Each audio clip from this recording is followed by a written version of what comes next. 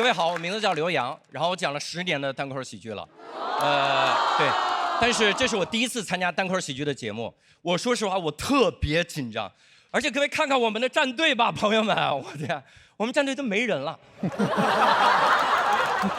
之前导演跟我们说刘老师切记流程，上场的时候从你的队长身边走开，与你的队友们拥抱。各位，队友们2个人，这就是队友们的最小单位。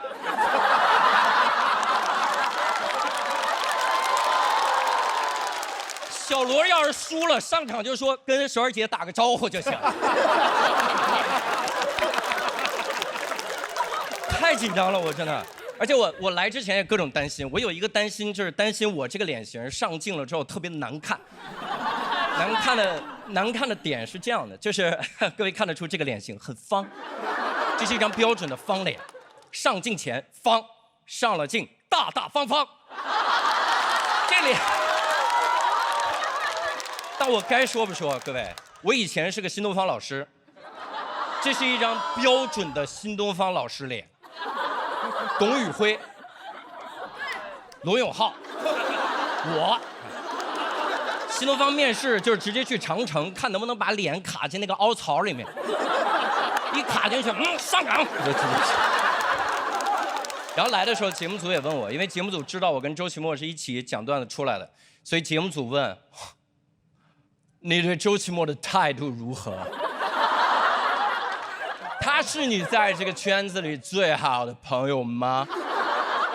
各位问这个问题，你可能不了解我们俩的关系。我们俩认识10年了，我们俩一起上台，当时在北京是一起骑着共享单车赶各种开放麦。有的时候我们俩共同经历了一件事情，谁能把这件事儿讲成段子，就看谁先抢到共享单车去开放麦讲。可以说我们俩是从小骑着共享单车长大的，所以你要问我在这个圈子里最好的朋友，那只可能是共享单车。我真的太喜欢共享单车了，各位，我甚至办了一张骑行卡，我不知道各位办过骑行卡没有？办过，也不是我想办 ，app 说服了我。有一天我刚锁好车要支付，那个 app 跟我说不要付，你现在只需要花16.5块，办一张骑行卡，30天免费随便骑。我说那你可不知道我有多随便。我就办了一张骑行卡，各位，骑行卡有一种魔咒，你办了哪个品牌的骑行卡，这个品牌就从这个城市消失了，没了。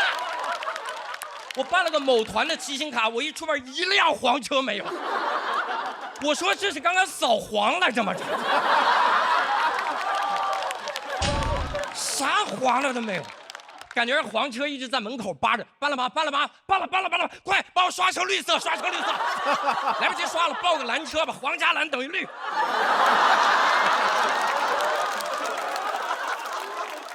报在那边，我真是没想到，我办了骑行卡之后会被卡在骑行这个环节。我办卡之前，各位，我不是给你炫富，我共享单车自由。我想骑什么共享单车骑什么共享单车，我办了卡，我变了，我的灵魂被资本绑架了。我现在出门挑共享单车，我有那种电视剧里面女主角早晨起来挑衣服的感觉。我看着几10辆小蓝车，几百辆小绿车，一辆能骑的都没有啊。然后无论目的地有多远，我都走路去目的地，感觉我不是办了一张骑行卡，我办了张健身卡。然后有的时候在路上，你看到一个人骑着一辆黄色的共享单车从你面前过，我悲从中来，眼泪不知道啥时候就流下来了。你就看着他说：“为什么？就差1步吗？我要是先走你走的那条路，你现在拥有的一切不都是我的了吗？”这就是我对周奇墨的态度。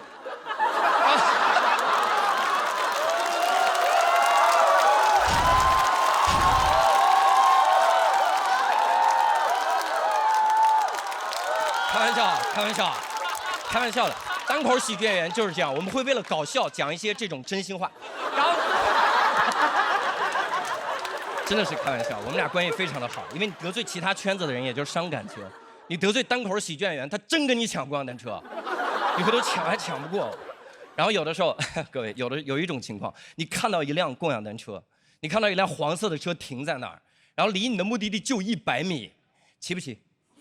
骑不骑？当然骑，还能便宜了资本。我骑，这100米我能骑多慢骑多慢。一路上我不是在骑车，我在品这辆车，慢慢的骑，可慢了，到目的地停都不停，围着转。转完了之后，转的时候双手撒把，哇！心灵奇旅。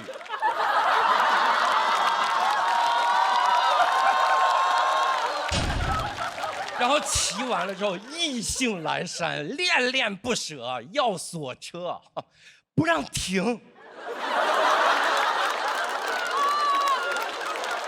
还得搜最近的停车点，一搜就是刚才那个地方，怪不得能找到车。再把这辆车骑回去停在那儿，再走路走到目的地，啥也没干，纯试驾这辆共享单车。有的时候真的锁上一辆车，舍不得走，一步3回头，因为你不知道这辈子还能不能再见到黄色的共享单车。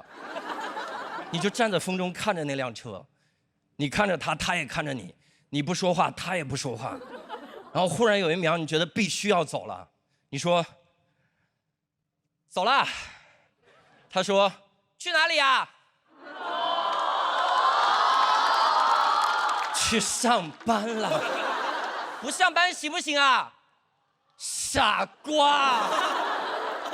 不上班，你也要被吸走了。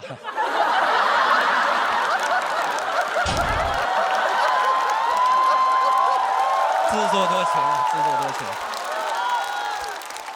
虽然现在我们能扫到的共享单车越来越少，咱从头来吧。大家好，我叫刘洋。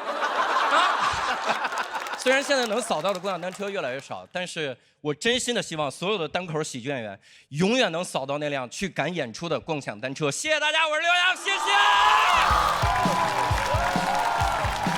Hello， 我是刘洋。熊孩子的家长来了，好多演员都说想看看我儿子，翟佳宁这辈子不可能了。然后。开玩笑的，30年之内不可能。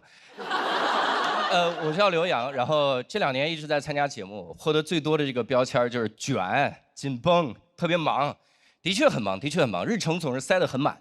然后前一段时间有个朋友想看一眼我的日程，我给他发过去一份我的日程表，他说这个是1周的，我说这是周1的，非常的紧绷。我周围所有人都比我松弛，我爸甚至都比我松弛，这个很难理解，但他的确比我松弛。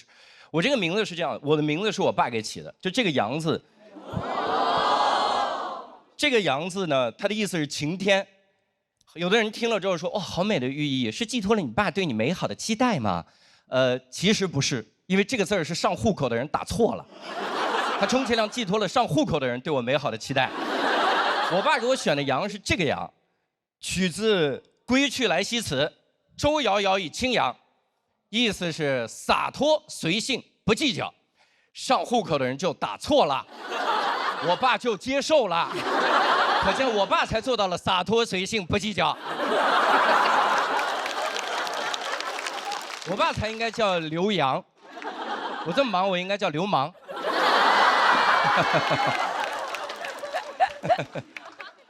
甚至我的粉丝都比我松弛，这个我非常不能理解。前段时间我在网上传了个段子。然后有一个人在底下骂我，他说这是我看过最不好笑的东西。我20多个粉丝冲到这条微博的下面，在他的评论底下贴出了我春晚节目的链接。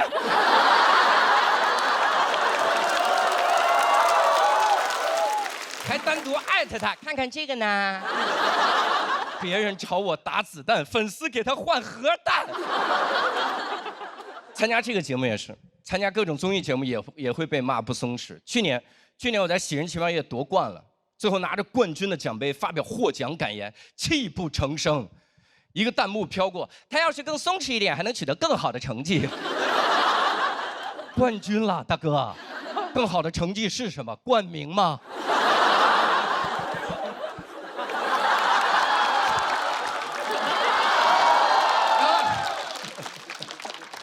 在这个节目也是，去年参加这个节目有一个画面，我正在写节目里的段子，啥也没干，在写段子，然后一堆弹幕飘过，刘洋就是太不松弛了。不是大哥，我要怎么松弛啊？我本意思我不写了。导演说你上台讲段子，我说不讲，我上台我就站着，不是松弛，我上台我晃手，我知道啊，我上台我就玩，我上台我玩行为艺术，我上来之后说大家好，其实今天我是来给大家拜年了。爆竹声声辞旧岁，飞雪连连迎春来。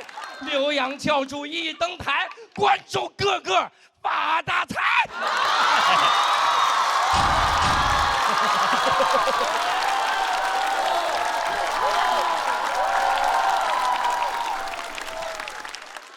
哎，你们的欢呼让我开始反思了，我春晚应该演这段的呀。总之就是开始学一些松弛了，然后根本学不会，我的妈呀！网上的一些松弛教程越学越紧绷。我搜到一个教程，名字就叫“轻松获得松弛感，只需要每天做完这21件事儿”。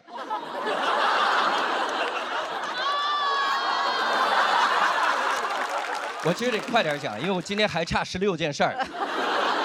我还关注了一些松弛博主，各位见过吗？那些松弛博主，他所有的视频就是拼尽全力的展示他们毫不努力。有一个松弛博主是这样的，他所有的视频就是他打高尔夫球、骑马、徒步，在海边一边散步一边喝香槟，哎，就这些松弛的事儿做完，微信步数起码2万步，不起码4万8。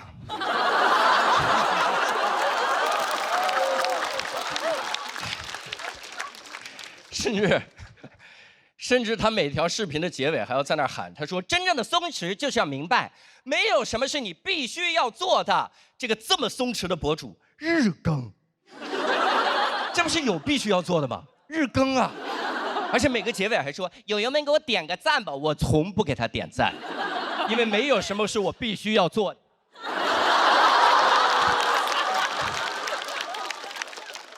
有一个松弛博主，他点赞过万的视频是他去西班牙旅游。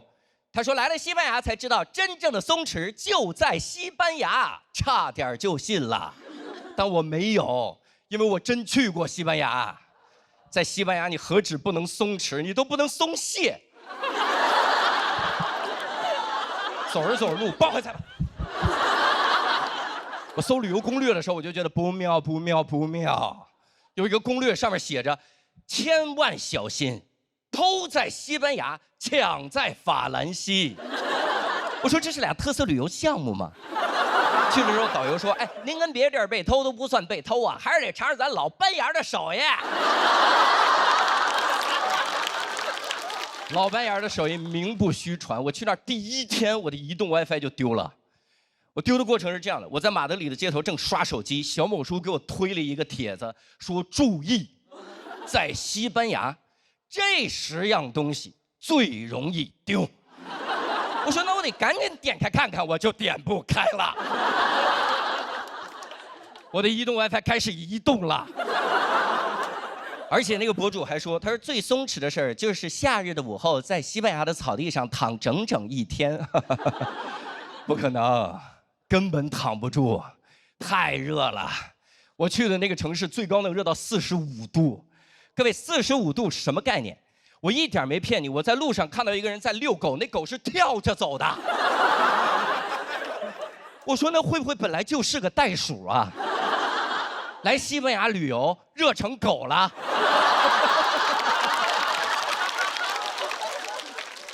而且45度不是最可怕的，最可怕的是导游告诉我，那个城市为了不放高温假，天气预报就报到45度。换句话说，就是外面无论有多热，你看天气预报45度，外边热的一个老大爷已经烧起来了。波尔多45度，45度老大爷能烧起来，那是一个燃点很低的老大爷。白领老大爷，红领老大爷要260度才会烧起来。这种天气你不存在躺一天这种选项，你要么就是躺一会儿，要么就是躺一辈子。本来想躺一会儿，结果躺了一辈子，躺在白领老大爷旁边，直接就火化了，了无痕迹。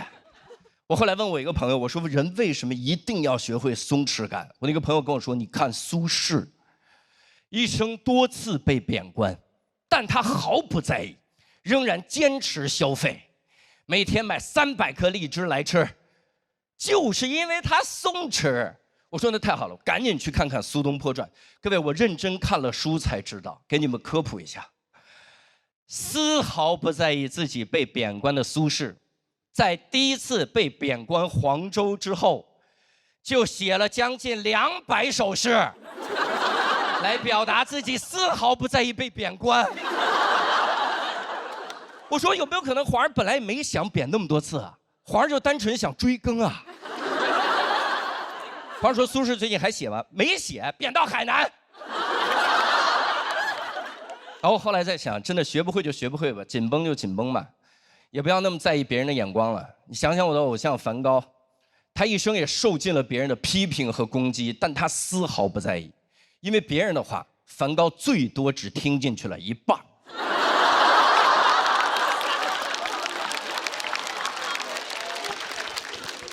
右半边听进去了啊，左半边没有。但我学松弛感的过程中，真的学到了一个东西，分享给大家。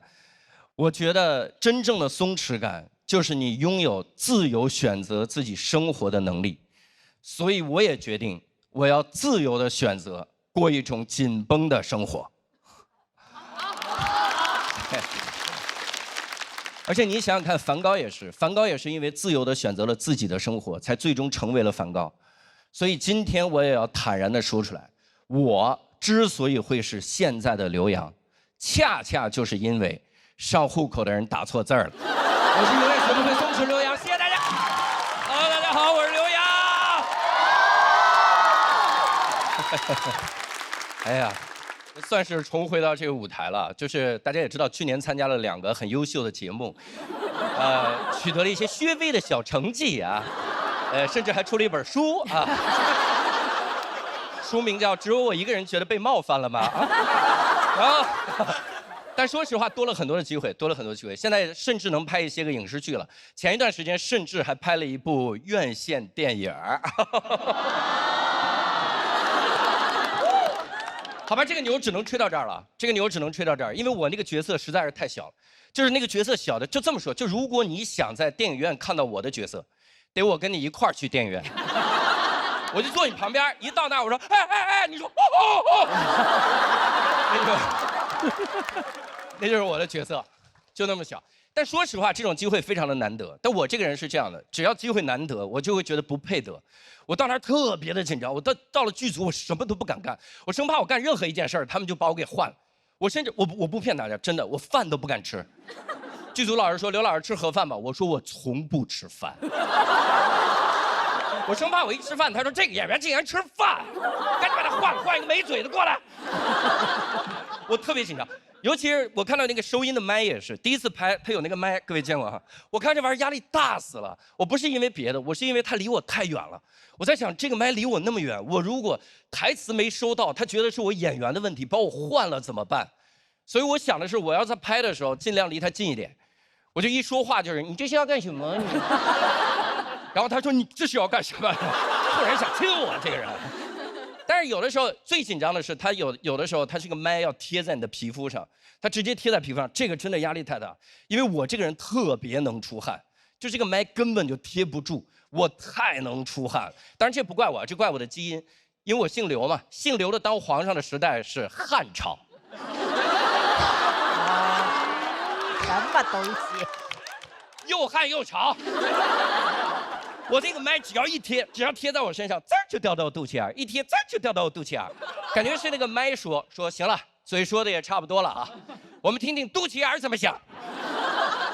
然后每次都掉，我说我是怎么发现的？是那个导演拍了几条跑过来跟我说，他说刘老师，表演特别好，表情动作都很到位，但是如果您对我们的台词有意见，能不能说出来咱们商量，不要直接删掉。我说我有病吗？我一共3句台词，我删一句的意义是什么？我比较喜欢偶数嘛我。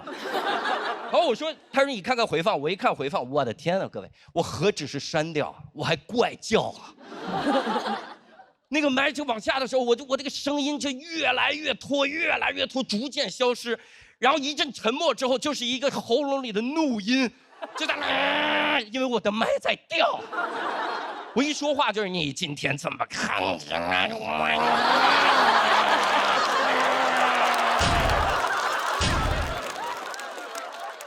之所以有喉咙里那个声儿，是因为我的肚子在叫。我肚子在叫，是因为我没吃饭。我因为没吃盒饭，我叫他领了盒饭。然后我跟音响老师说：“我说老师，开车你帮我解决一下，这个老往下掉怎么办？”音响老师说：“刘老师没事儿，我给你一好东西，这个劲儿大。”我说：“我可不碰劲儿大的啊！我刚进影视圈，想让我塌房。你别以为我脱口秀圈的我没见识，我们圈最不缺的就是教训。”他说：“不是，这个是胸带勒的劲儿贼大。”我说：“你们这儿好好说话，判几年啊？你们这儿胸带是什么呢？各位是这样，它就像一个皮尺一样，是一个肉色的皮尺，它直接勒在你的胸口，然后记住了，它把那个麦直接夹在胸带上就行，怎么出汗都没事儿。”我说：“这也太牛了。”他说：“更牛的是，整个剧组只有你有。”我说：“那我可得好好珍惜了。”我第2天我那台词我给导演不同的状态，我甚至我都倒口，我说：“你今天怎么看起来怪怪的呀？”跟各种夹子音演完了之后，导演跑过来说：“刘老师非常好，表情动作都很到位，台词尤其清晰。但是，如果您想改人物性格，能不能先跟我们商量一下，不要直接做这么大胆的改动？”我说：“不是，我改哪儿了？”他说：“你不是把他改成一个死变态了吗？”我说：“不是，导演，我不理解。我来你们这儿，我要不删成偶数，要不改成变态。我是什么？奇变偶不变。”导演说：“你来看回放。”我一看回放，我去，各位，我可太变态了，我太变态。各位，但是是这样的，我不是一上来就变态，我是渐变。它是怎么个过程呢？它是这样的，我是每天早晨健身，所以我的肌肉在早晨的时候是充血状态，非常的饱满。那个胸带到这儿，叭就勒紧了，那个麦过来根本就不用勒，我直接拿胸肌叭就给它夹死了。吹牛了，吹牛了，吹牛了，吹牛了，这个吹牛了，吹牛了，吹牛了，这吹牛，想看到我胸肌比看到我角色还难啊。总之就是早晨的时候勒得特别的死，但是随着肌肉充血状态的消失，我这个肌肉就会回去一点，我这个胸带就会往下掉一点。但各位注意，它不是全掉，它是就掉一点。所以我发现我在回放里说台词的时候，会有一些下意识的动作。我一说台词就是：“你现在怎么看起来怪怪的呀？”是我哪里看起来不一样了吗？怎么不敢直视我呀？我说这也太难直视了，这个。然后关键我也没法跟大家澄清，因为整个剧组只有我有。我总不能开之前说，各位开工之前我说2句啊，这个是麦克，别人只会说我刘老师管他胸罩叫麦克。不光穿那女士内衣，还给内衣起名字，还起了个男人的名字，麦克，好歹叫米歇尔吧。小海都只穿8小时，他一直带着。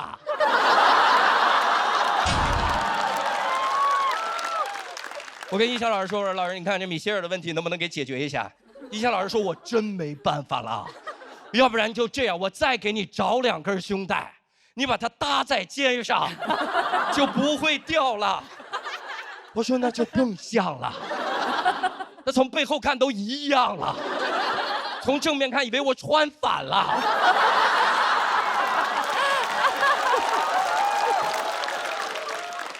我不行就买一个穿吧，我就，里面至少还有海绵把我汗吸干净了。哇！庆幸的是，各位，庆幸的是，最后我的角色没有被换掉，哇！因为被整个剪掉了，被整个剪掉。当时我知道这个坏消息的时候，我在想，我应该能想到的，因为拍的时候就早有胸罩。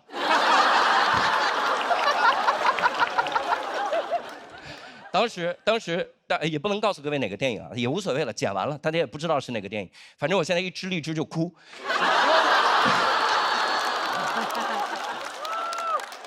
从来只有妃子笑，有谁听到刘洋哭啊？那一瞬间我真的暗暗发誓，我说总有一天我要吃剧组盒饭吃个够。然后如果真的有那天，我希望能给大家重新自我介绍。大家好，我叫刘洋，其实呢我是一个演员。谢谢大家，我是刘洋，谢谢。Hello， 大家好，我是刘洋教主。其实去年到今年也发生了一些变化，就是我做了一个近视眼的手术，大家应该能看出来吧？看出来就有鬼了哈，看出来。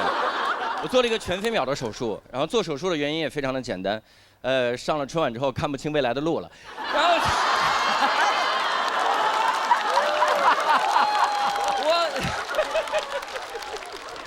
我当时做这个手术很紧张，我想先在小某书查一下，我想搜一下全飞秒手术到底是什么样。一搜，我天，说什么的都有，真的各位，有帖子说做了全飞秒手术之后夜间视力下降，聚焦都聚不上了。还有说做了全飞秒手术之后能戴墨镜了，重启第二人生了。还有一个帖子说做完全飞秒手术当场就后悔，一点开后悔没早做。后来是我有一个朋友推荐我去一个德国的诊所去做。说实话，各位，我听到是德国诊所的时候，心里有一丢丢的向往，因为我以前听过很多关于德国的都市传说。我不知道各位听说过没有？有一个最有名的，我给你讲一下，最有名的青岛下水道的故事，各位听过吗？你们来着了。今天你出去之后，你就是最懂青岛下水道的人。说青岛下水道为什么这么多年一直不堵？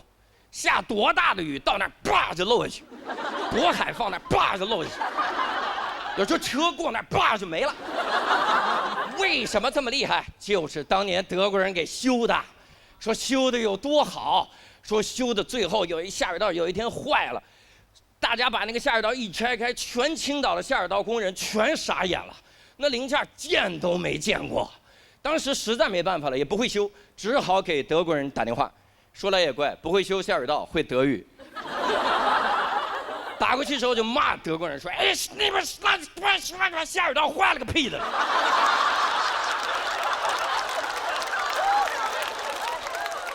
当。德国人说不要慌，下水道固有一坏。我们当年就预料到这个结果，所以我们在下水道附近3米处挖了一个坑。你打开那个坑，里面会有个油纸包，大家一打开，真有个油纸包，一拆开里面就是下水道的零件，换上之后下水道完好如初。我天，各位，这个故事非常的扯，各位哈。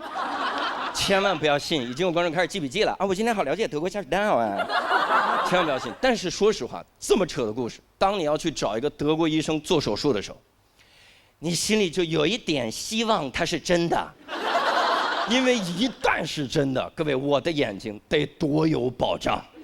10几年后，我的眼睛突然就坏了，全国的医生束手无策。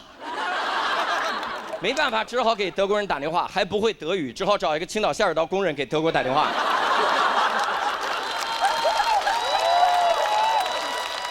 青岛下水道工人一打过去，哎，那边下水道好了，眼睛完蛋了。当，德国人说不要慌，我早知道眼睛固有一坏，所以我们在他角膜3厘米处挖了一个坑，你们中文叫酒窝。那里面我放了个油纸包，大家一打开，真有个油纸包，里面一拆开就是我的角膜。换上之后，眼睛完好如初。德国医生因为私藏角膜被判无期。然后，当然我去了那个医院，我发现最大的问题根本不在于医术，这个根本不用担心，最担心的是怎么跟德国人交流。我天，我们俩那个交流，用德语我不会德语，用中文他以为他会中文。我们俩交流，我中间实在没办法，我说不行就用英语吧，啊，我也教了10几年英语，德国口音的英语，说慢点我应该听得清。各位，德国口音一点都不是问题，词汇量是个大问题啊，那医学词汇一个都听不懂。那医生给我描述了一下全飞秒手术的全过程，我从全飞秒手术就没听懂。我给各位科普一下，全飞秒手术的英文叫 Smile， 听着像一个手术的名字吗？我在那聊着聊着，他跟我说 Smile， 我就。他说奶 you smile， 我说 I smile 着呢，哎，这都快 laugh 了，这嘴再咧就疼 cry 了，这就。最后我实在没办法，我在医院里随便找了个护士，我说您好，那个麻烦您能当一下我们的翻译吗？那个护士说可以，2个字刺痛了我。我30多岁了，教了10几年英语，英语没法跟人沟通。那护士看着20刚出头，能翻译德语。所以我特别毕恭毕敬，我跟人护士说：“我说那个，能麻烦您问一下，我的夜间眩光会严重吗？”那护士问医生：“他的夜间眩光会严重吗？”我说：“刚刚这个环节我是哪儿不会呢？”然后最紧张的是做手术当天，做手术当天真的非常紧张，因为我非常担心这个手术出风险。各位你应该能理解，我无法承受近视眼手术带来的风险，因为我们已经有一个盲人脱口秀演员了，不仅盲了，段子都被他写差不多了，去年拿着段子都得第3了。我要是出了风险，我真是字面意思上的白瞎了。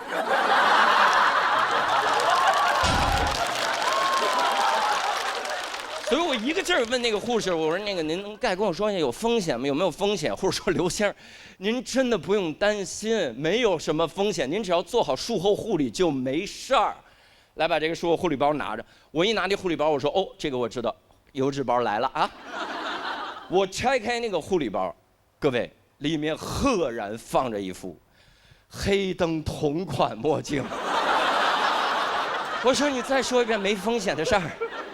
你最好给我这个墨镜，唯一的目的是告诉我黑灯在你们医院治好了，这墨镜它用不着了。他说刘先生真没风险，您还有什么担心您随便问。我说那我问你，如果我在手术过程中眨眼了怎么办啊？我一眨眼，眼皮给我切了，我以后跟个鱼似的，我天天我就这么瞪着。他说刘先生，他原话，刘先生您真不用担心，做手术的时候我们会有东西给您开眼。我说那你最好好好让我开开眼。我躺手术床上说刘先生您看这是圆明园的龙首。我说嚯，快给刘先生切眼睛，切好了。后来发现多虑了，各位多虑了，手术非常的成功。我做完手术那1秒，然后德国医生跟我说手术很成功。那个翻译跑过来，手术很成功。我最后一次复查，我复查的时候，医生跟我说恢复得非常好，恭喜你，可以走进摘掉眼镜的世界了。但是，我说有但是，咱不第一开始说吗？我说但是什么？他说但是，您年底就要38岁了，40岁左右呢会出现老花眼的症状。我说那严重吗？他说没事儿。戴眼镜就好。谢谢大家，我是刘洋，谢谢大家。Hello， 大家好，我是刘洋。现在也可以跟大家说了，然后今年呢也是同时参加2个节目，喜人还有这个喜丹2个节目一块儿参加。去年也是参加这俩节目，有的时候你连续跨年跨年去了，这舞台有毛病，这舞台。我该不会一会儿也要去学导演了吧？你知道，你连续2年跨平台参加2个节目，你就会有一种，你好像在肩负2个平台和谐共处的使命的感觉。我现在都不是刘洋教主，我是文成公主。最近有一点公主病啦，最近。因为我的膝盖有问题，我的膝盖是这样，就是这个髌骨这个部位啊，它是能移动出来一截，就它能移动。这个还好，这个还好，没想过去治，因为有的时候走路的时候能帮我看看后面来没来车啊，这个。但是最近不一样，最近它开始响了，就你只要一弯腿，它就嘎巴嘎巴的响。我说这得去医院看一看。我有个朋友给我推荐了一个专家号，特需专家，500块钱。各位，我在想，一个号如果贵到500块钱，你最好给我说出一个我没听过的病。你要说就是老了，我可不走了。然后那个专家果然名不虚传，我到了他那儿才知道，原来我这个髌骨外移的症状对应的病叫做髌骨外移。然后这个专家说，你现在这个情况最好立即做手术。我说太好了，你们医院做这个手术最好的人在哪儿？他说就站在你面前。我说那快来到我身边，我的膝盖都为你鼓掌了，我现在。然后这个专家跑过来给我检查我的膝盖，他一蹲下来，我一点没骗各位，他膝盖比我的还响。我说快请起吧，这特需专家是哪个虚啊？这是，您就给我推荐个一般虚的专家就可以了。然后他给我解释了为什么他膝盖会响，以及我为什么必须找他做手术，我一句都没听清，因为他膝盖太响了。我们俩都不能同时在屋里面走路，别人说哎里面在打快板，里边有天津人。然后同时他说你还可以选康复训练，康复训练是这样的，就是放松大腿外侧的肌肉，把你的膝盖推回去。我当时就选了这个，我说这个多完美啊！虽然保守，但不疼啊。选错了，一到康复科就觉得不对呀，这个地儿那都不像一个病房，那就像一个满清10大酷刑的主题乐园。哪有床啊？那都是各个刑具啊，放在那儿。有个老大爷正在那儿玩车裂这个项目，4个人抓着他在那儿。我说我是没来过康复科，这边都是先弄坏了再康复嘛，这。然后那个康复科的医生过来，他先用筋膜刀给我放松大腿。各位，你知道筋膜刀吗？筋膜刀就是用你的筋磨刀。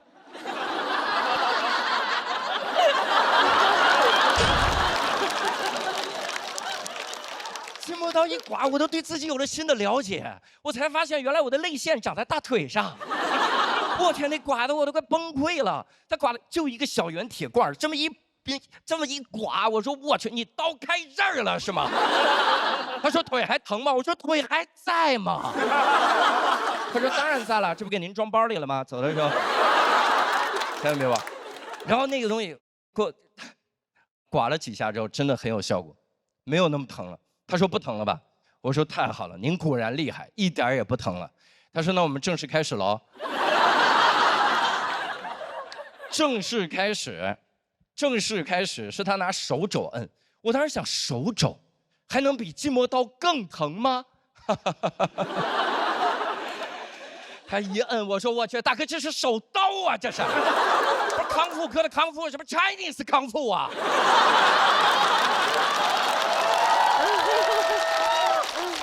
我说不行，咱就用真刀得了，你给我截肢了，我还多俩新段子。残疾人脱口秀该洗牌了。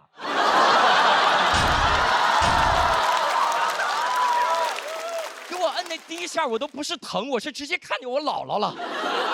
然后再摁，我就看到我其他的祖先，我太姥姥刘备、刘邦什么的。刘邦说：“大风起兮云飞扬，再这么下去得摁死我们小刘洋。”关键疼成这样，他还跟我聊天。这个时候是聊天的场合吗？他在那儿跟我聊，他说疼吗？我说你瞎吗？他说疼就对了。人呐，就3个部位疼起来最要命。第一，3叉神经痛，疼的时候面部拉扯，头痛欲裂呀，男人呐。第二，带状疱疹，俗称缠腰龙，一滴汗下去针刺一般呐，男人呐。这第3呐，就要数那肾结石了。我说这和我的腿有屁关系啊！他说就是给你科普一下。不是我是疼起来很无知吗？我需要你科普。他也觉得这样不对，他开始问我关于我的问题了。大哥，我疼成那样就不要问我问题了，真的很像刑讯逼供啊。他问我的每个问题，我都从根儿上实话实说，根本来不及编瞎话呀！我在那儿问我你是做什么工作的？我说喜剧演员，喜剧演员，喜剧演员，参加了一些综艺，留下了很多精彩的作品。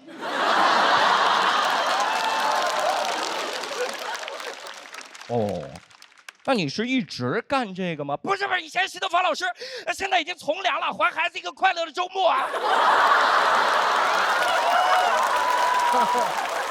那你们平时是不是都挺幽默的呀？我说很幽默，很幽默，经常一句话就把别人逗笑了。真的，吹牛了，吹牛了，吹牛了！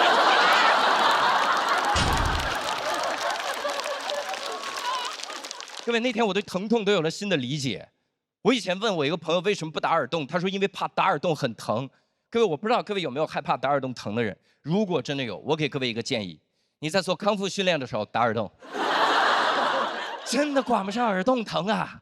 一摁腿，大概了，打耳洞，打耳洞，两边都打，两边都打，耳骨钉，耳骨钉，鼻钉，鼻环，文花，鼻文花，支持4个姿势，阑尾也切了，阑尾，腚我们拽吧，拽。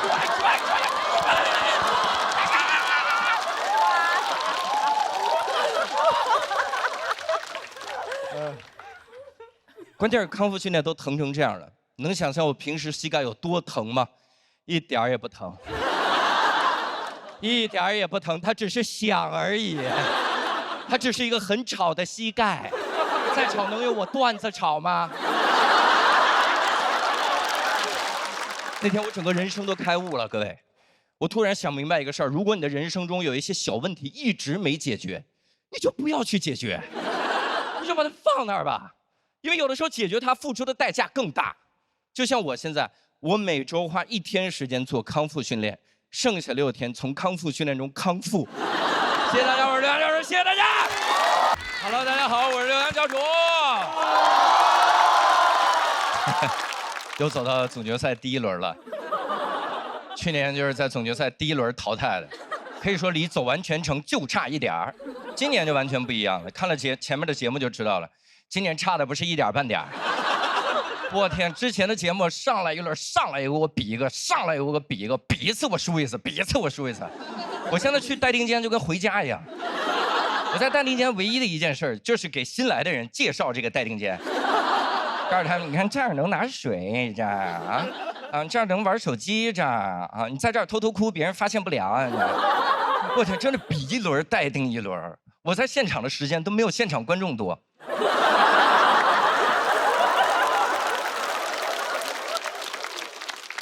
待定的我都开始怀疑自己了，我在想我还适合说脱口秀吗？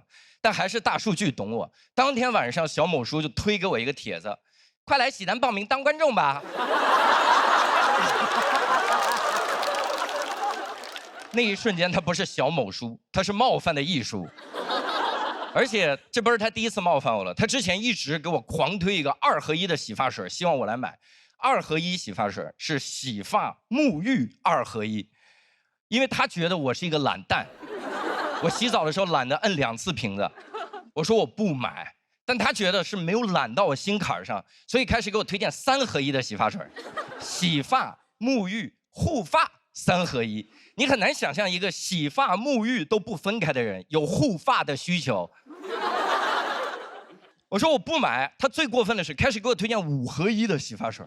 5合1，洗发、沐浴、护发、洗脸、剃须泡，我都不敢买，我怕我买了之后打开盒子，里面就是块肥皂。而且我之前做了近视眼手术，我这个眼睛不能进水，然后汗水也不行，但是我又特别喜欢健身，然后小某书给我推荐了一个几乎完美的解决方案，他推荐我健身的时候戴一个潜水时候的游泳眼镜。各位，你有戴过潜水镜去健身吗？眼睛不可能进水，因为一看就知道水在脑子里。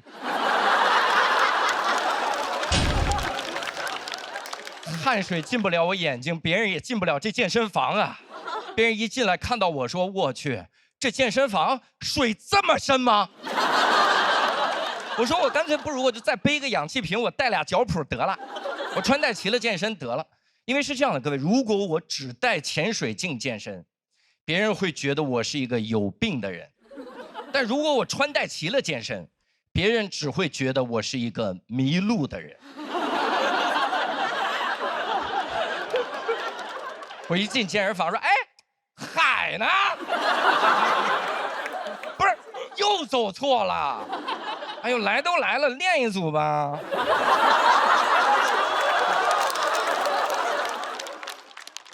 你知道他还推荐我啥？他推荐我洗澡的时候也带这个潜水镜，因为这真的有点触碰到我的底线了。我在想，我不带，不就是闭眼吗？闭眼就好了，水不可能进到眼睛里，我就闭着眼睛洗。我闭着眼睛，水打湿我的身体。我刚要开始洗头的时候，我发现，我真分不清哪个是洗发水啊！我就后悔没买那个2合1的洗发水啊！那一瞬间，我都跟黑灯共情了。黑灯那个发型一看就是经常拿错洗发水啊！本来要拿洗发水，拿成了炸药。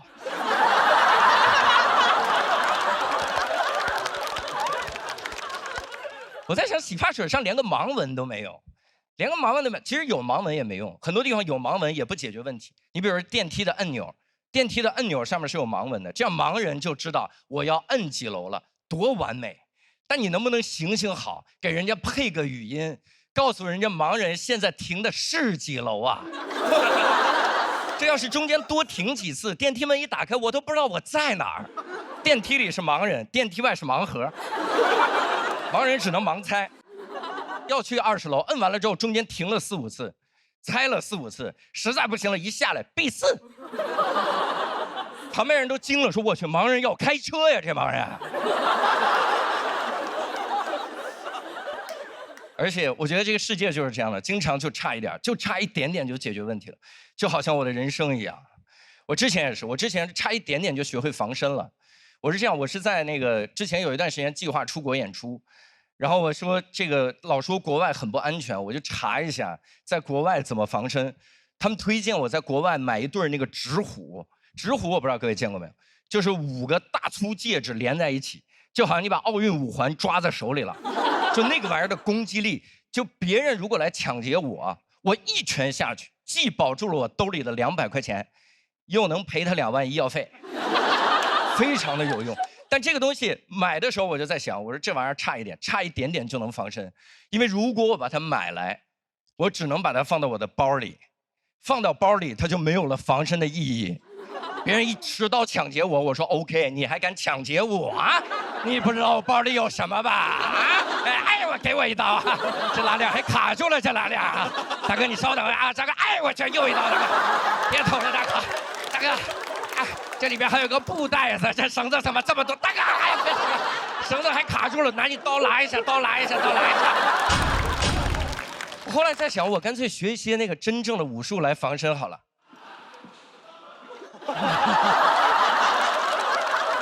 天意，爱奇艺，爱奇艺，我是不是早就已经被大哥捅死了？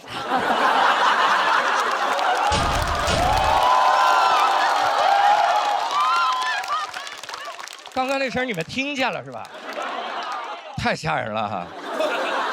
爱奇艺的喜欢，那我再演一遍。他们。后来我在想，我不如学点真的武术来防身。我特别想学那种国家名字加武术名字的东西，听着就很厉害，什么巴西柔术、巴柔、泰拳。后来我仔细一想，我说我如果要防身，我练什么武术啊？我练跑步啊！哎，跑步是世界上最好的防身方式。你什么时候见过博尔特挨揍？一次都没有。那边刚一挥拳，博尔特已经20米开外了。你想打博尔特，你得先打兴奋剂。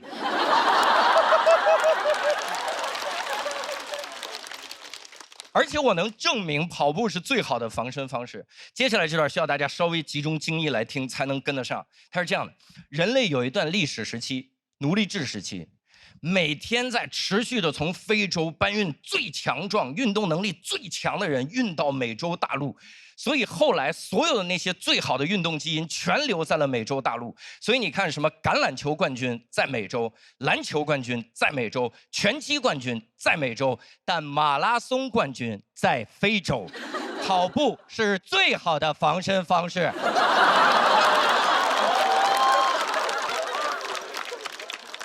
但即使是最好的防身方式也差一点点，因为这样的，就是我平时穿的鞋呢是这种鞋，跑不快。我如果带跑步鞋呢，我就只能把它放包里。别人一抢劫，我说 OK， 大哥又来啊！你这晚上，哎，大哥又给我一刀，还是上次的刀口啊？这里面是纸虎，已经用不到了。哎，这怎么这么多东西？洗发水、沐浴露，早知道买个3合1了。哎，这是什么？第2轮的稿子现在已经用不上了。大哥，你拿着它。大哥，你拿着它，替我夺冠。大哥看着我的尸体说：“就这稿子进了也夺不了冠。”然后我如果真的想防身，我得学会飞才行。但实际上会飞也差一点，因为我想起了一个经典的失败案例，就是希腊神话里面的伊卡洛斯的故事。伊卡洛斯大家知道，他有一双蜡做的翅膀，然后他飞得太高，太阳把他的翅膀融化，他就从高空摔下来摔死了。大家一直在嘲笑他的失败，但其实在我来看，他有很多的优秀的优点，比如说他热爱飞翔。他勇往直前，他向往自由。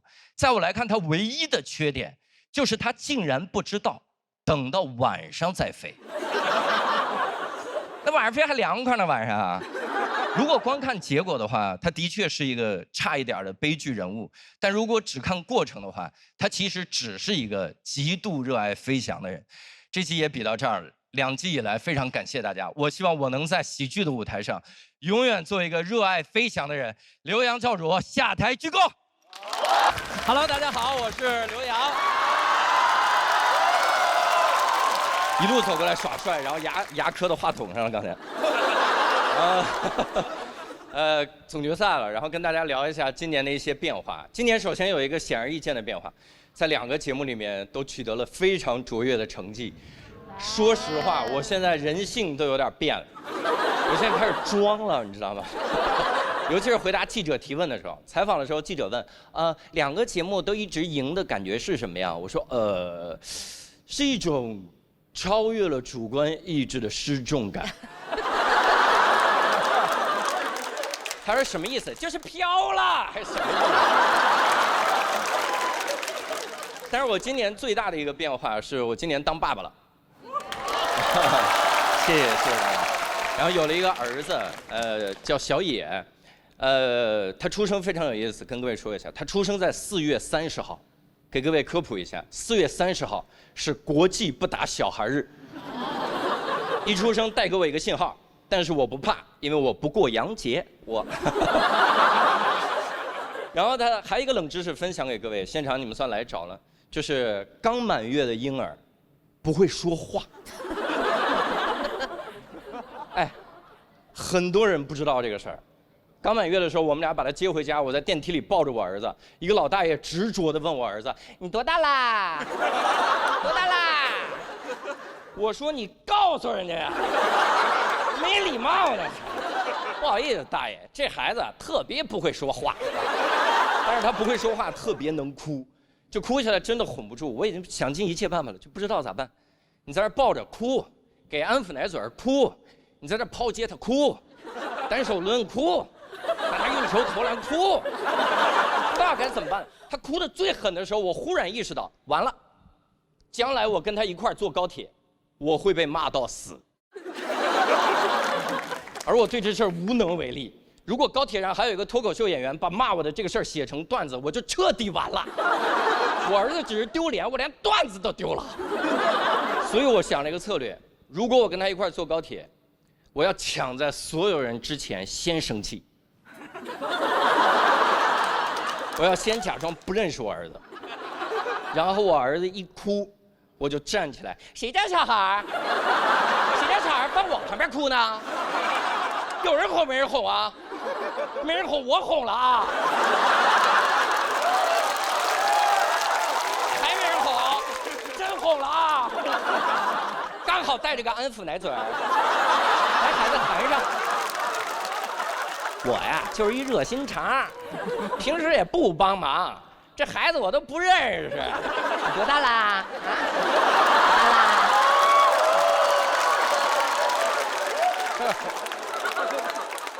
然后我自从有了孩子之后，我突然就开始理解那些在高铁和飞机上坚持要用手机开功放的人，他们肯定是想尽了一切办法，都没法让手机安静下来。他们自己在家哄，根本哄不住，跟手机说别播了，好不好？别播了，播完这个就不播了啊！哎呀，还连播了，哎呀，该死的大数据啊！含个安抚奶嘴没用，还是播。然后带到高铁上还是播，没办法，他也不能像我一样突然站起来，谁家手机啊？这是？没人要，有人要没人要？不可能，一定会有人要。他只能跟别人说不好意思啊，这个手机播没电了，就不播了啊。这样我一会儿把声音开到最大，声大，耗电快啊。但是最大的一个变化是这样的，就是自从有了孩子之后，我变得特别多愁善感，就特别容易动情，然后一动情就特别想哭。但单口喜剧演员是这样的，我们一旦想哭的时候，我们会立刻开个玩笑，把这种哭的氛围化解掉。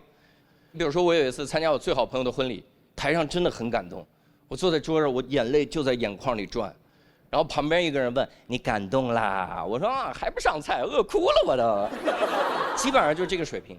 但是有了孩子的时候，就你真动情了之后，你发现你开这种玩笑，水平直线下降，没有任何人懂。我自己，他刚出生的时候就是我自己在产房门口等，因为我老婆剖腹产不让我进产房，你知道在产房门口是很焦虑的，你也不知道孩子什么时候生，门口也不会有一个倒计时，在那放着3、2、1，当爹啦。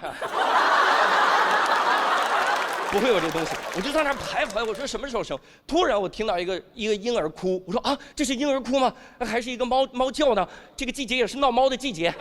然后护士说刘先生可以进来，我说我家闹猫了。我一进来，护士跟我说刘先生恭喜你母子平安。我先看我老婆平安，我说太好了。我说我看一眼我儿子，他就指着一坨红色的东西说这个。我说嚯！这是我天，你很难形容那一坨东西，就是一个无毛猫直接扔在那边，一个小婴儿那个胎毛就这么噌就炸，就感觉他被世界吓了一跳去，然后整个四肢就控制不住在那乱挥舞，然后整个脸皱缩，眼睛还瞪大，就完全跟反祖了一样，整个婴儿。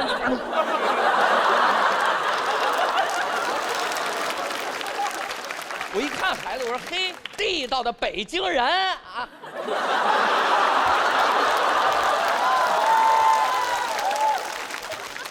我的理性告诉我，这孩子太丑了，我天，真丑。我的感性告诉我，他太好看了，我要为他挡子弹。然后我的理性感性一交织，我整个眼泪就往上涌，在眼泪就在眼眶里打转。然后护士问我，起名字了吗？我说起了，叫红毛小星星。大冷场，产房都冻上了，护士连梗都不接，就让气氛尬在那儿。你至少接一句哦，那先生是姓洪吗？你至少。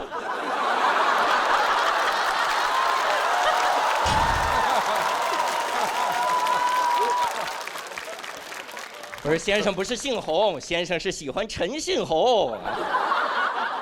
这个梗从诞生到现在效果没好过，但这是我给陈信洪的一封情书。然后他在月子中心也是，我特别容易动情。我把他放在月子中心，然后放在护士站，一排玻璃墙，然后那后面一排婴儿，护士在那照顾。我自己晚上回来去看他，我趴着那个玻璃，我说儿子。我儿子在里面一手拍着玻璃，一手拿起墙上的电话，爸爸，坚持上诉啊！然后我正感动的时候，眼泪正在眼眶里打转的时候，护士跑出来说：“先生，你要来干嘛？”我说：“我来挑个婴儿。”这护士也不接梗，我只能自己接梗。我说不挑了，你这个看着挺甜的，你多大啦？多大了？不说话，这孩子这太膨胀了。但是他出生之后，我爸妈来看他，我爸妈60多岁了，正是上班的好年纪。然后来我家看他，两个人在那逗小野玩，然后那一个瞬间我懵了，我整个人懵了，因为这样就是我儿子长得跟我小时候一模一样。然后我爸妈在逗他的时候，我忽然意识到，这是我这辈子第一次从这个视角看到我爸妈在逗一个婴儿时期的我。我那一瞬间整个就不好了，我才明白，我说原来那个一直哭闹的婴儿就是我，原来那个一直不懂事的婴儿就是我，原来是我让我爸妈多了很多的白头发，当然更多是因为新陈代谢哈，一些自然规律。然后我当时我在想，我小时候因为不会说话，没有表达出来的爱，好像会说话了之后也没有跟父母好好的表达，所以有一个瞬间我特别想跟我爸妈说点啥，我又说不出口，因为眼泪就在眼眶里打转。我刚要说，然后我爸妈转过来说：“怎么了？”我说：“你看他像个红毛小星星。”谢谢各位刘洋教主，谢谢大家。Hello， 大家好，我是刘洋。特别开心来到这里，因为今年我其实一共参加了2档喜剧节目哈，然后取得了一些略微的小成绩，好吧，巨大的成就。然后取得了成就之后，非常的开心，因为我觉得太好了，更多人认识我了，大家终于可以关注我以前的作品了。我没有想到大家关心的是我更以前的作品。我的粉丝把我10几年前在新东方教英语的视频翻出来，传到各大网站，昼夜苦学。各位学到什么程度？我一点不骗你。有一天早晨6点，我点开一个视频，100多个人在看。什么概念？与此同时，《喜剧之王》单口季7个人在看。我说：“哎呀，这是谁给谁引流呢？再这样下去，这节目我给冠名了。我先把名字给他改了，以后不叫《喜剧之王》单口季，叫《喜剧之王》单词你得跟我记。”然后有一个视频底下有一个人真的很严肃的在问，说为什么？这个人不是一个喜剧演员吗？为什么要跟他学英语？然后那博主也很严肃的回答：你不懂，这样学英语有一种地下的范儿。哎，我很感慨，各位，我以前听说过地下 rapper、地下 dancer， 我刚意识到我是一地下 teacher。我微博私信的画风也变了，现在我每天会收到30多条私信，全是问英语题，我很感慨。别人只问我飞得高不高，我的粉丝问我非谓语动词。当然以前的私信不是这个画风，以前的私信，因为我讲了10年的单口喜剧了，以前私信会有很多骂人的私信，这很正常，因为我们这行嘛，很容易让观众不开心。但是有一个私信我印象特别深，我现在还记得他怎么骂的，因为他骂的太独特了。他骂的就是他所有的后半句都是否定前半句的。我在网上随便编了个段子，他跑过来说：“你以为你很幽默吗？你可真逗！你编这种东西一点意义都没有，我看你就是在搞笑吧，不然呢？”别的人都骂我，我感觉这大哥懂我。然后我线下演出也是，线下演出有的时候也会惹观众生气，跑到网上来骂你。我以前在线下讲过一个观察式喜剧，观察的非常精妙。我讲的是这样，我给各位复述一遍啊，各位来着了。我讲了，我说我买了一包4斤的花生，就一大包花生，透明的袋子里每一颗都是饱满的花生，正面还用红色宋体初号字写着花生，底下竟然还标了花生的英文花生。这么大一包花生，它的背面标着一行字：过敏源提示，注意，本品中含有花生。我调侃了一下，我说你多余不多余？你给谁看的呢？然后被骂了，有一个人私信骂我，他一上来他说爱，我脑补的语气啊，脑补的语气，他实际上是哎，然后他说爱，这也是能调侃的吗？你知不知道，如果有一个花生过敏的人，因为听了你这个段子，放松了警惕，吃到了花生出事了，你担得起责任吗？脱口秀可以冒犯，但请尊重。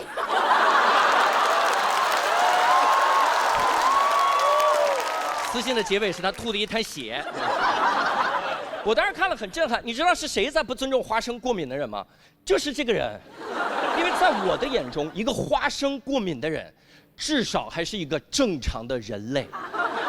而在他的眼中，一个花生过敏的人，一个吃了花生有可能出事儿的人，会蠢到买4斤的花生，正面还写着花生，里面怎么看怎么是花生。拿着一颗问老外 What's this？ 老外说 This is 花生。花生过敏的人会说，这里该不会有花生吧？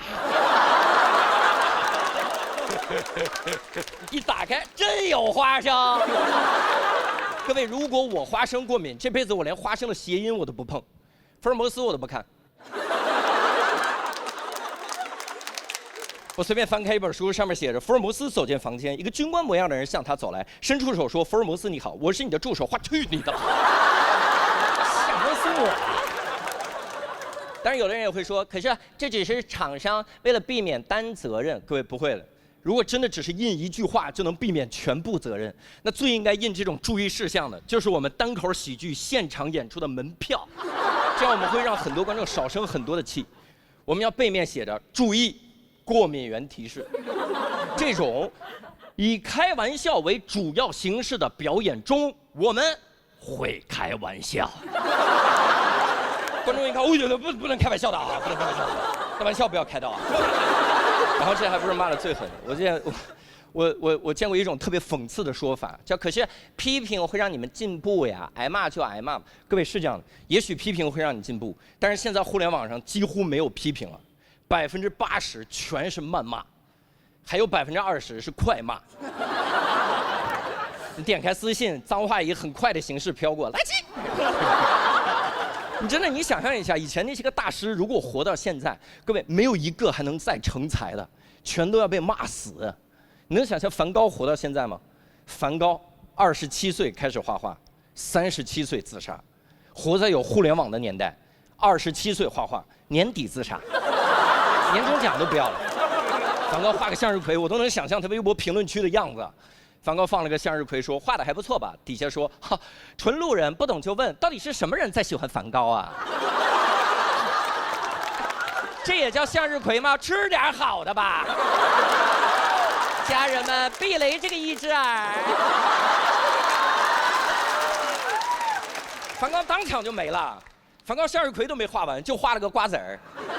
画瓜子儿底下有人说啊，画瓜子儿不标过敏源呐。本来就想不开的，活到现在更完蛋。各位，你能想到屈原活在现在吗？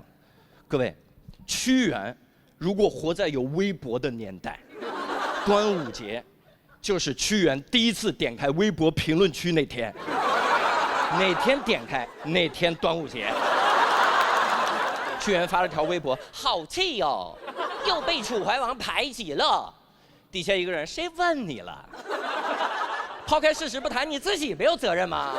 他怎么不排挤别人，就排挤你呀？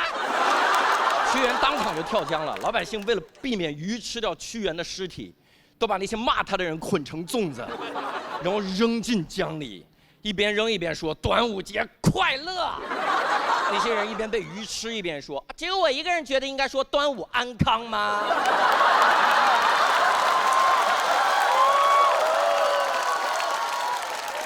批评是有意义的，但是谩骂毫无意义。各位，如果真的要谩骂，我建议以后至少用英语谩骂，这样至少还能背单词。有人说，可是我用英语谩骂，我词汇量不够啊。巧了，谁是地下 teacher 啊？请关注喜剧之王，单词你得跟我记。谢谢大家。Hello， 大家好，我叫刘洋哈。然后大家也知道，我最近一直在录2个综艺。然后北京一个，上海一个，所以基本上就是来回飞。你知道飞多了之后，你会就是产生很多的见识。我长了很多的见识。比如说，我第一次在飞机上遇到经济舱的金卡会员，各位有遇到过这种金卡会员吗？我第一次遇到的时候很惊讶，我说金卡，这得多尊贵啊！这不得一会儿空姐跑过来说，李先生你好，你是我们尊贵的金卡会员，一会儿咱们还是老规矩，飞机起飞之后您来开。其他乘客把安全带系好，我们李先生喜欢转圈飞啊。想的是这种，你知道金卡会员享受什么特殊待遇吗？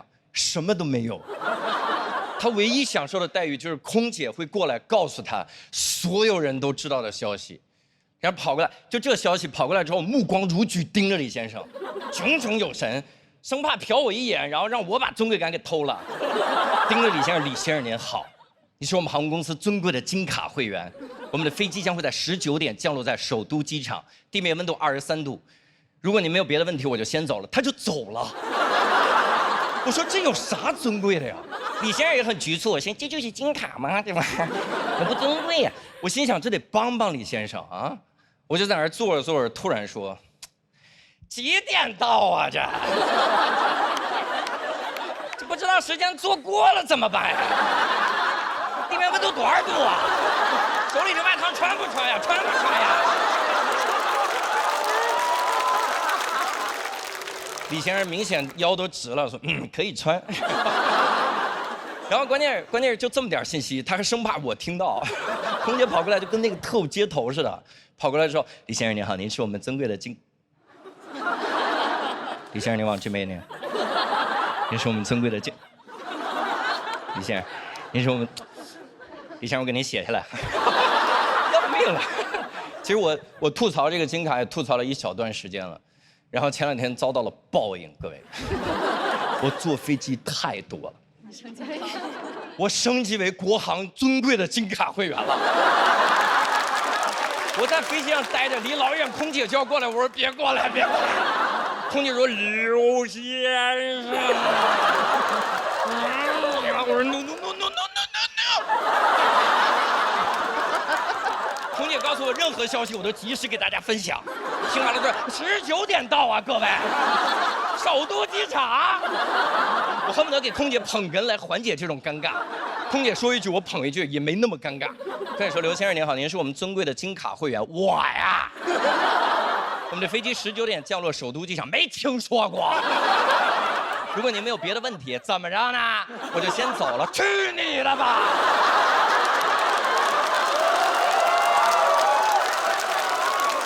这还是我办过的比较尊贵的卡了。我办过最不划算的一张卡，是我去一个景区，说是景区，实际上就是一座山；说是一座山，实际上就是一个小土坡。那山有多高？那山就300米高，各位，300米，你知道什么概念吗？300米，苏炳添登顶只需要27秒。就这么个小破山，然后收100多块钱，然后服务员问你要不要加80块钱升级为我们的畅玩 VIP 套餐体验卡。我说那我当然要畅玩卡，然后我就升级了，花了80块钱。你知道畅玩卡唯一能畅玩的，就是他们在山顶上有一个玻璃栈道。你见过玻璃栈道吧？2个小土坡之间弄一个玻璃板子，你走在上面说 pass 了 pass 了 pass 了 pass 了 pass 了，就那么个破玩意儿，你说玩不玩？当然玩，80块钱白花了。我就玩，但是问题是各位，我有严重的恐高症，我站在上面一步都舍不得走。别人说这80块钱这么心疼吗？一步不迈。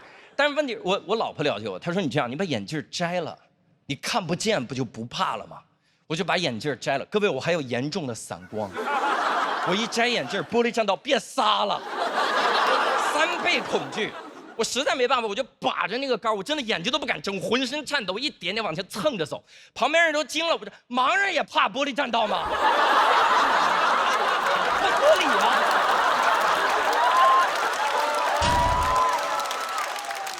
然后在这种情况下，我的畅玩套餐里还包含一个服务，免费拍照。因为景区就是认为我在这种情况下，脸上红温，浑身发抖，已经出汗出的不行的情况下，会产生一个念头：要是有人给我拍照就好了。我在那闭着眼，我就听咔嚓咔嚓咔嚓咔嚓，我说完了完了。我一下玻璃栈道有一个屋子，一抢我的照片，全是我驯服五官的全过程。我说这玩意儿太可怕，我就要走。走的时候，景区服务人员跟我说：“刘先生，这些精彩瞬间真说得出口啊！这些精彩瞬间，您只需要花25元就可以买回去。”我说：“你做梦！你给我25，我也不买。”他说：“不买就一直挂着。”我说：“买，大哥，商量。”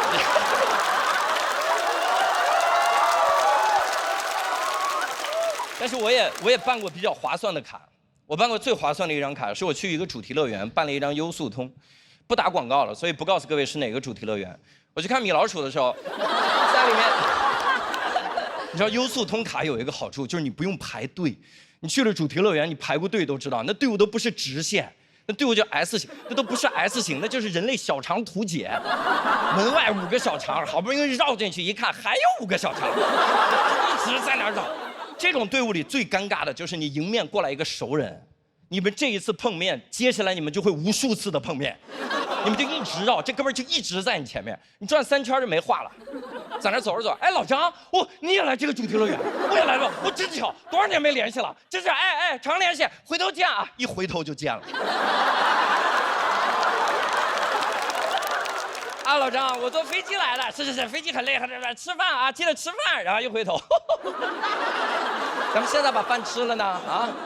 我告诉各位一个方法，我自己研究出来的。在这种队伍里，如果你想要维护你们的友谊，你只需要还说一模一样的话，但你换个形式说就好了，保证你们的友谊长存。就是你用评书的方式说一模一样的话，友谊还在。你想想那感觉啊！一看到老张，哎，老张，你也来这主题乐园啊？我也是。哎，来的时候那个飞机上啊，黑暗中忽然听得一阵脚步声。欲知来者何人，咱们下圈分解。一转过来是空姐。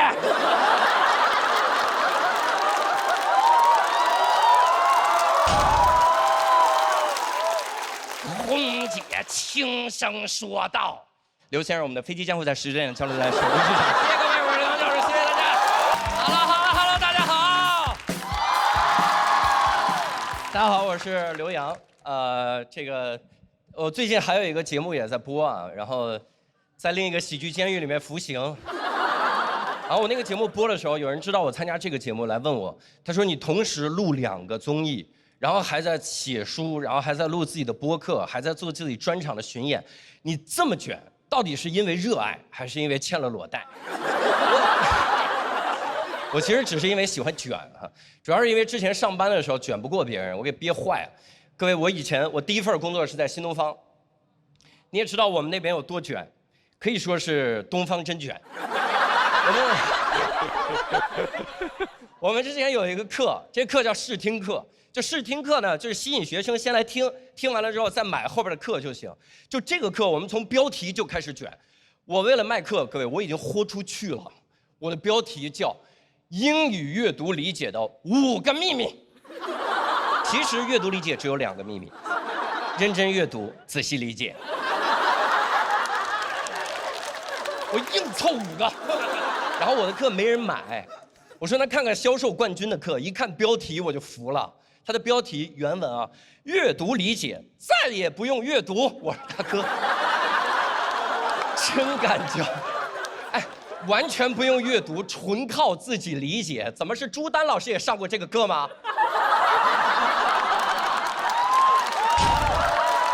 然后一会儿给您下跪。然后这老师还有一门课最厉害，这门课叫做1个小时搞定英语的奥秘。这门课6个小时。我说那剩下5个小时干啥呢？研究英语阅读理解的5个秘密吗？最狠的是这个老师还来卷我。我有一次惊讶的知道，这个老师跑到10个销售组长那边，人手送了一台最新的手机，求他们不要卖我的课。我天，各位，我当时都惊了，销售组长也惊了。销售组长拿着手机，问心有愧，本来也没人买他的课，何苦破费呢？交给时间不好吗？我也很惊，就为了不卖我的课，各位，你只需要给我6台，我就可以不卖我的课。你给我8台，我可以主动卖你的课。你给我10台，我参加喜剧之王我都卖你的课。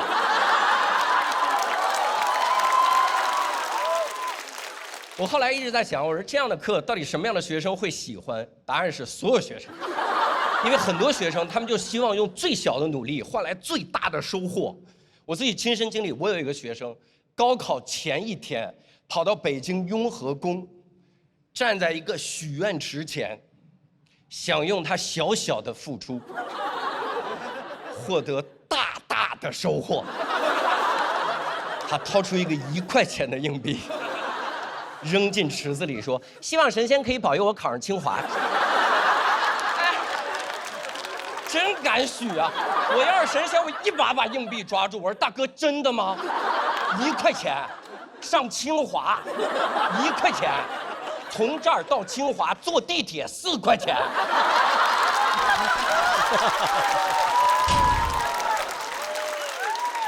你到我这儿洗钱来了，要命了！我后来来到这个行业，这个行业更卷。但是单口喜剧行业的卷比较客气，我们有一种默契，就是如果大家经历了同一个素材，谁先把这个素材写成段子，那这个段子就归谁。所以我们发展到现在，我们已经不光是抢素材，我们还抢去开放麦的共享单车。只要能抢到，别人就讲不了。我们抢到什么地步？各位，说出来你可能不信，真的。我有一次亲眼看到黑灯。为了赶开放麦，骑上了一辆共享单车。我们当场所有人不敢相信自己的眼睛，除了黑灯。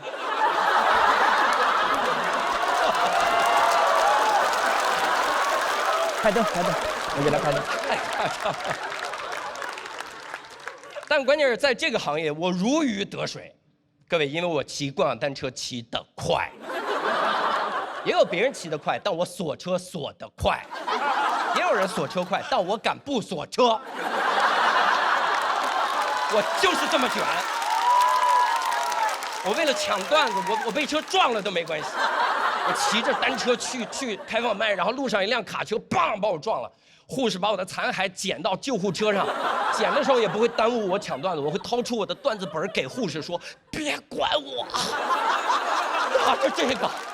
去开放麦，上台念出来，就说是刘洋先讲的段子，北定中原日，家祭无忘告小刘。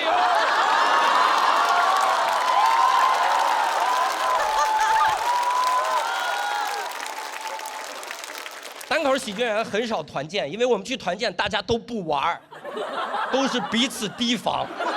谁也不要抢素材。你想，如果我们玩着玩着，老板突然掉到水里，没有人会去救他。所有人第一反应是看彼此，谁也不要掏笔记本出来记。只要有一个人掏出笔记本，所有人都掏出来。你干嘛？你干嘛？别逼我啊！别逼我啊！要写一起写啊！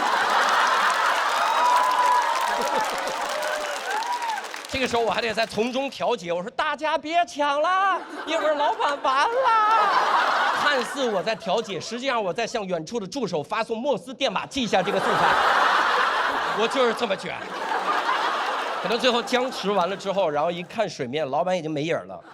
这个时候我们也不会去救他，我们只会掏出1块钱的硬币扔进水里，希望神仙保佑我抢到这个段子。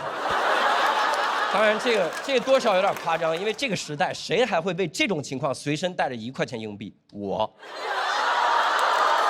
就这么卷，而且我不光许愿抢到段子，我还许愿抢到一瓶统一春福绿茶，因为它创新使用了微发酵工艺，温润茶香，如春风拂面，直接就卷到了无糖界。商务段子我都先写了，我就是这么卷。当然，我之所以这么卷，也是因为我坚信，作为一个创作者，持续创作就是他留在场上的唯一方式。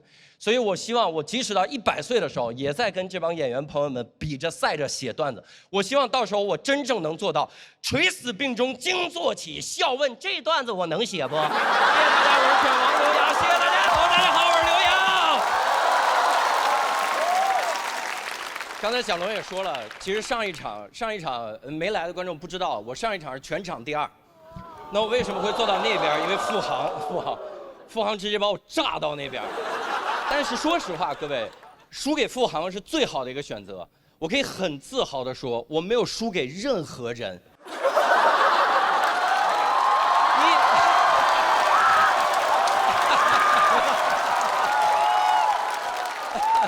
我最近在减肥，健身在减肥，主要是希望脸稍微再显得小一点。希望脸能更小一点。然后我其实，在小红书上搜了很多东西，然后很多人会说网上有很多假的东西，你不能全信的。我只信那些劝我做我想做的事儿的帖子，所以我在小红书上搜了，我搜到一个让脸变小的绝技，分享给各位一套理论，很有科学依据，如何让脸变小，把肩练大，太有道理了，各位。各位，如果刚才我上场，我肩宽2.5米，没有任何一个人会注意我的脸。大家问的唯一一句跟我脸有关的就是他脸呢？只有范志毅老师会说：“哦呦，这么宽的肩膀，脸都不要了。”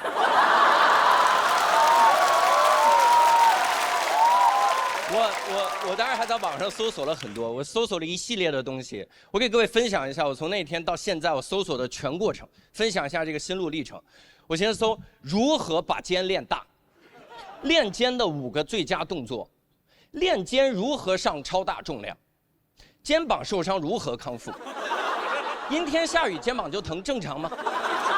如何让肩膀看起来很大，如何 P 图，如何战胜焦虑，如何出家，出家人如何练肩。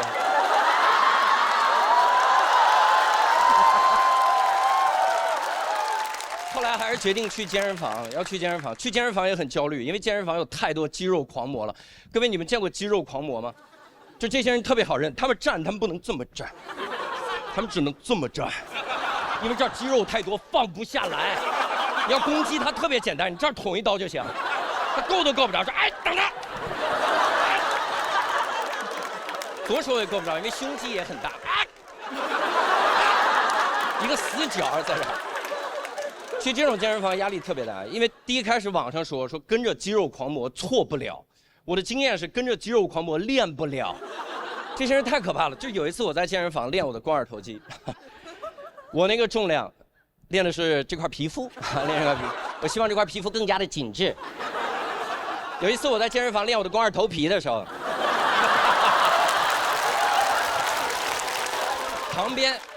旁边有个肌肉狂魔在那边深蹲，各位你知道他深蹲多大重量？他深蹲170公斤，170公斤什么概念？各位，我70公斤，他可以举起2个我还要抱一个30公斤的哑铃，而我抱不动30公斤哑铃。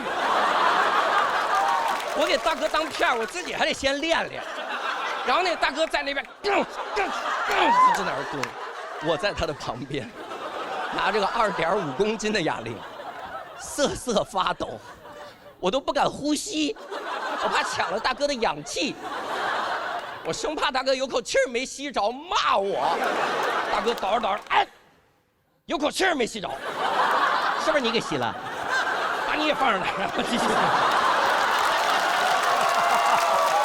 特别头疼，而且有的时候你自己练的时候也很头疼。有一次我在那练我的胸大皮肤的时候。我练的时候，有的肌肉狂魔要过来跟你一起练，他离老远我就知道他过来了，因为他离我还有1米，胸已经到我脸上了。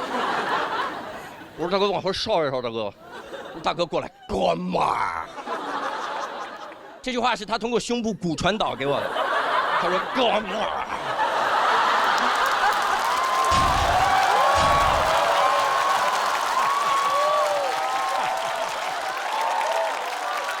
一起练呀。你一组我一组怎么样？这个时候你很难拒绝他，你能明白吗？我说你边儿去，大哥能用他的钩夹碎我，以钩服人。我就只能让他练，跟他练根本就没法练。大哥用那个重量，我这辈子都用不了。大哥在那嘎吱嘎吱嘎吱嘎吱嘎吱，我在旁边扇风扇得快感冒了。想你的风还是吹到了健身房。大哥练得很开心，嘎吱嘎吱嘎吱嘎吱。砰！往那一放上，哥们儿，我去喝口水。你练吧，我练个屁呀！我做的唯一一件事就是拆大哥的片儿。杠铃还不能只拆一边，我拆完这边跑到这边拆，拆着拆着再拆这边，拆着拆着大哥回来了，我再开始往这装着呢。装完大哥回来无缝衔接，继续练，感觉我是大哥养的一个奴隶，专门负责给大哥的杠铃片散热。大哥一走，现在都就坏了吧？这个大哥有的时候一回来，发现一个杠铃片没少，也跟我聊2句，说哟，哥们儿，可以呀，你也用这个重量。我说怎么说呢？我多少是用到了这个重量，但是咱俩练方式不太一样，我拿这练往返跑。然后有的时候我自己突然就顿悟了，我觉得我不应该卸大哥的片儿，我应该卸下自己的焦虑，好吧，我应该卸下自己的尊严。我现在去健身房，我一个肌肉狂魔都不看，我直奔小重量杠铃片区。哎，各位真的，在一个充满肌肉狂魔的健身房，小重量杠铃片区，蓝海，那些小重量杠铃片每天在那儿，没有任何人理他。我一去，他们就过年了，最懂他们的人来了。我一过去，那就全过来了，什么2.5公斤的呀，1.25公斤的呀，粉色的小哑铃，绿色的小沙锤啊，全跑过来，你来啦！